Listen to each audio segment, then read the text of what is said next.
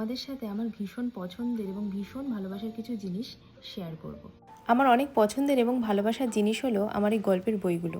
তার মধ্যে আমার ভীষণ পছন্দের হচ্ছে এই ফেলুদা সমগ্র বইটা। এই বই পড়ার শখ কিন্তু আমার ছোট থেকেই।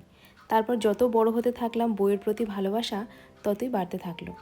তবে সপ্তাহখানিক আগে আমি বইয়ের তাকটা গুছিয়েছিলাম, আবার একটু বইয়ের তাক গোছাতে এসে আজকে দেখি এর মধ্যে টিকটিকিতে ডিম পেড়ে রেখে দিয়েছে। কী জ্বালা, আবার ভালো করে এটা পরিষ্কার করে তারপরে বইগুলোকে আবার রাখতে হবে। তবে আমার এই এত ভালোবাসার বইগুলো, এগুলো সব কিন্তু আমি কিনিনি। যেহেতু আমি বই পড়তে ভালোবাসি, তাই অনেকে আমাকে বই গিফটও করেছে। তো তোমাদেরকে একটা বই দেখাবো যেটা অনেক পুরনো। আমার মনে আছে যখন আমার 8 বছরের জন্মদিন, তখন আমাকে এই বইটা আমি জন্মদিনে গিফট পেয়েছিলাম। তো এর সামনে পেছনের কভারটা কিন্তু নেই, কিন্তু বইটা এখনও আমার কাছে যত্ন সহকারে আছে।